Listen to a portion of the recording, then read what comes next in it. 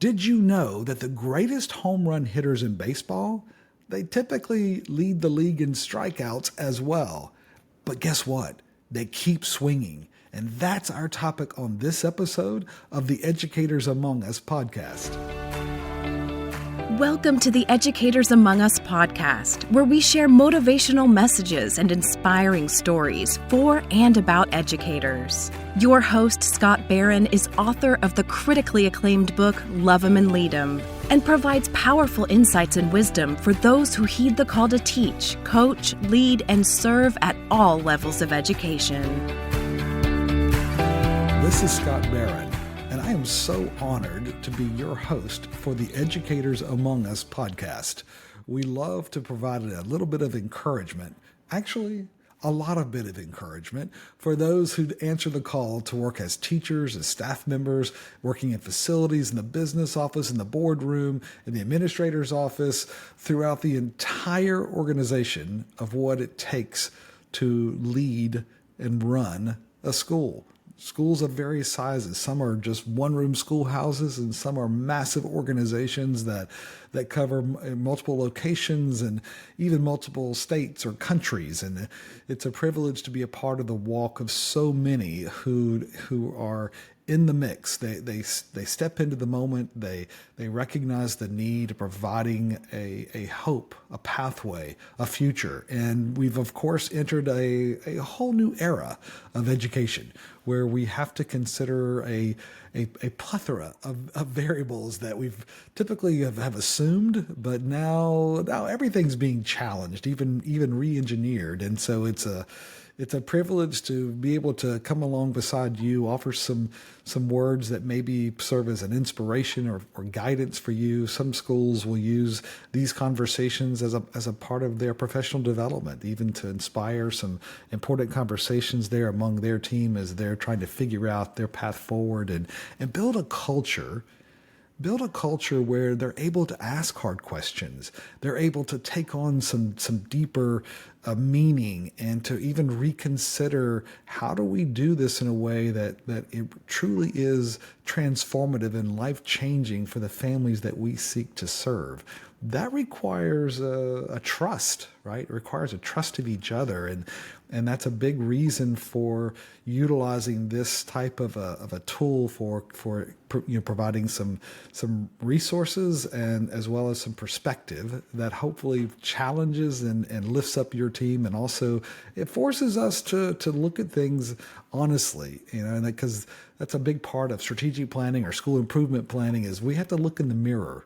We have to own it. We have to see where we really are and make sure that we're where we want to be. And that requires an honesty and a vulnerability as well. That's why trust is so important in school leadership. Today we're looking at the idea of baseball.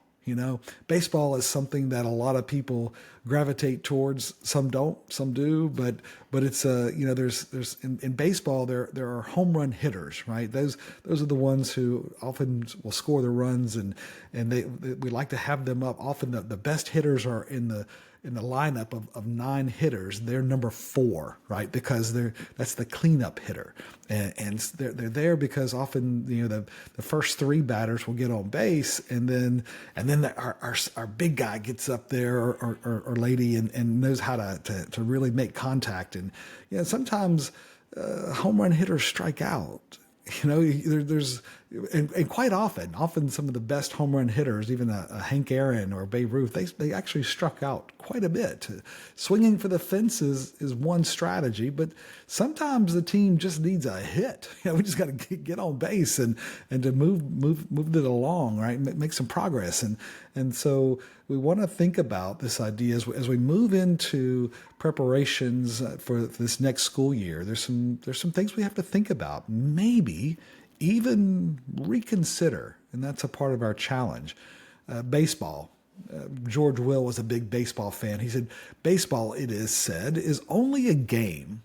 True, and the Grand Canyon is only a hole in Arizona, right? Not all holes or games are created equal, right? His point is, hey, baseball is kind of a bigger picture. And that's something that I've noticed, maybe you have as well, is that baseball people see much of life through the lens of baseball. Have you noticed that? And now, of course, those who are enamored with the game, they use various analogies to explain important lessons about life. And now that's not unique to baseball. I've noticed, and you probably have too, that golfers will do that. Golf is like the game of life, or tennis players will do that, So we tend to use analogies from those sports or those venues that we most connect with. But Babe Ruth, Yogi Berra, Tommy Lasorda, Ernie Banks, Jackie Robinson. These are just some of the many baseball players who spoke and shared very important insights that we can use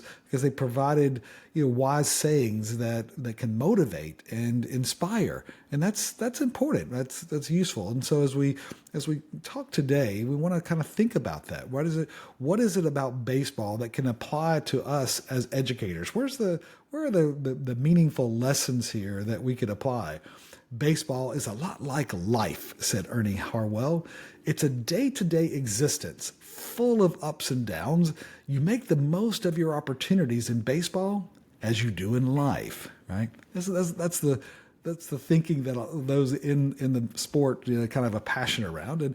And I've noticed that coaching young players, I had a chance to coach our own children and others, being a coach in baseball. And so, it's interesting that there are certain, as you're coaching young players, you include some of those important time-tested sayings and moments. And, one, for example, is, hey, you're going to get hit and it's going to hurt. We've seen players that would come up and they would get in the box and then they'd get hit with a fastball or something else, and it really caused them to not want to get in the box, right? And teaching that growing up is facing your fears and standing up to it, and that's required to be effective as a hitter in baseball. You have to keep your eye on the ball, right? Because you can't hit what you can't see. It's really hard to swing when your eyes are closed and make any kind of contact, because the ball can move and other things. And so, focus gives advantage. And that's the important. Keeping your eye on the ball makes a big difference in success in baseball. Practicing a balanced stance. It's very hard to hit a baseball when you're teetering, when you're not balanced, when you're off center, right? And stability is a key if you're going to be successful. Don't swing at everything.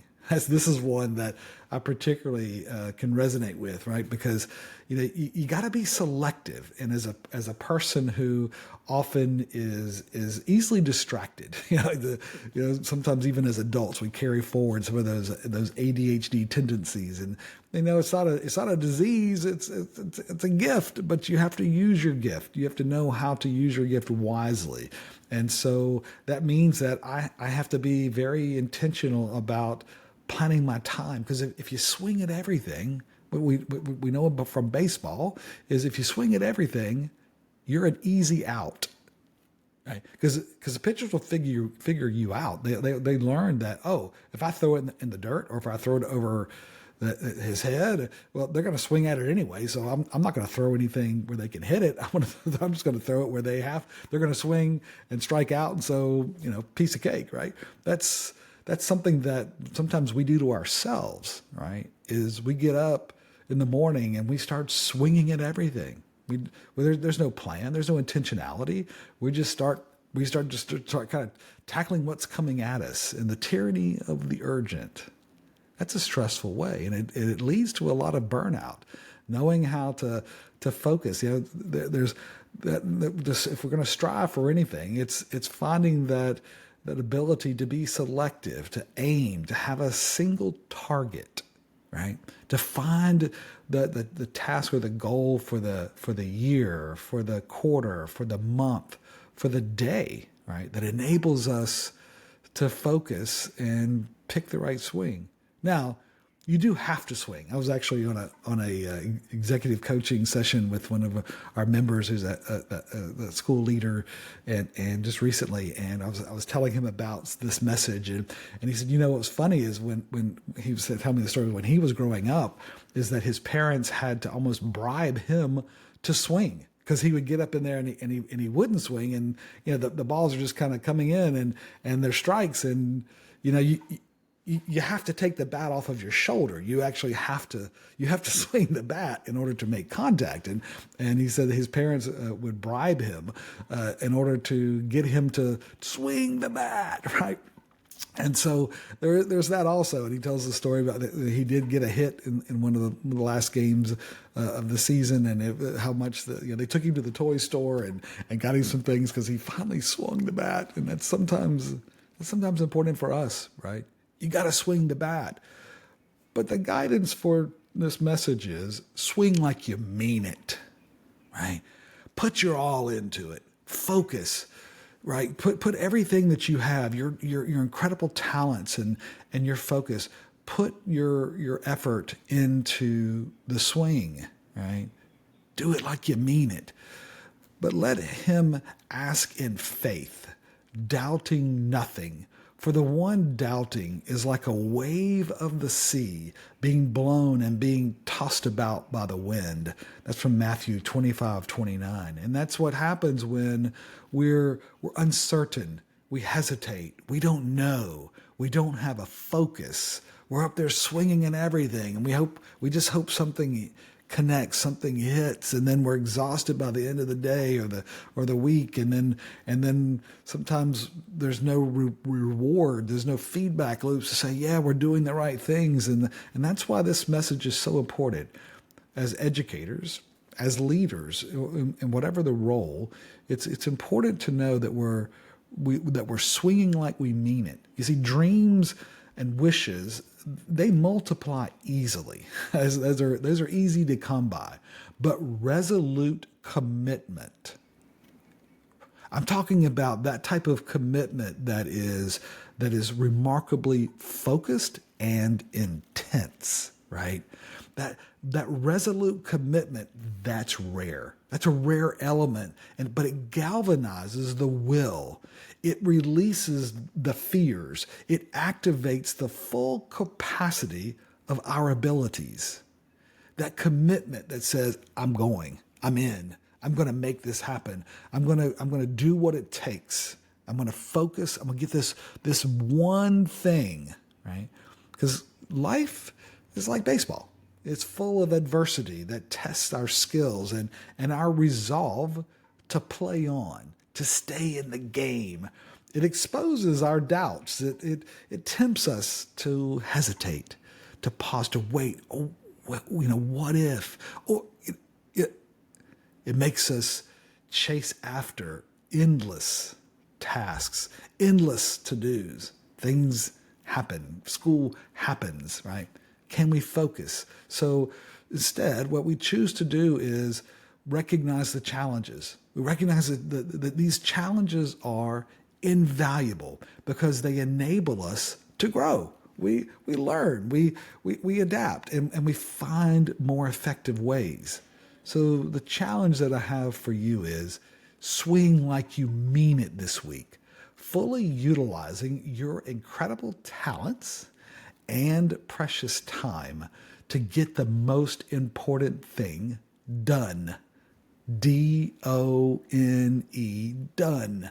That's an incredible motivator for you, for your team, for your school, for your family, right? Get it done. Show the progress. Show the commitment and the focus, the intensity that can come from that, even the joy that can come from checking that box and saying, done. It's powerful. And it's hopefully something that you're able to develop. It's an important part of growing schools. Growing healthy, vibrant schools requires first a conviction that we all have a shared belief in what we're doing. That we call it a mission, right? But sometimes the mission is something that we put on the wall or on the website, but we don't put it in our hearts, right? we don't put it in our hearts. And critical for us to become excellent, to become a team that can overcome the significant challenges that our schools and our teams are facing now. We're going to have a deep trust with each other. We're going to have the ability to overcome. And that means that we have to have a conviction. And then we have to think about the norms, the values that we're going to establish, and we're going to agree to, we're going to discuss, we're going to train, and we're going to hold accountability to certain behaviors, because those are foundational to trust, to building a culture of trust where we can work through the challenges, we can create new opportunities, we can transform our schools. Those are hard things to do. Those are hard questions to ask, but we can only do it if we have those foundational habits of personal behavior as well as of trust. There are habits of trust as well. And then there's habits of learning, all three. But you have to have those first two first. You have to have the habits of behavior, attitude, and then the behaviors of trust, and then the behaviors of learning, right? Those habits of learning, game changer, right? Building a vibrant, healthy school culture isn't just a nicety. It's the ultimate strategy. And hopefully you're able to build that type of culture there in your school, because man, it is a much more joyful experience to work in education when you have that. Hey, a coaching question to ask yourself at the end of each day for reflection and hopefully for growth is, did I do my best to fully commit to one thing today? Did I do my best to fully commit to one thing today, to swing like you mean it? Love him and lead him, my friend. This is Scott. Thank you for joining us for the Educators Among Us podcast and for your courageous commitment to this noble calling. We get you and the challenges of this work. To stay connected with this community, be sure to subscribe to our podcast and weekly encouragement at educatorsamongus.com.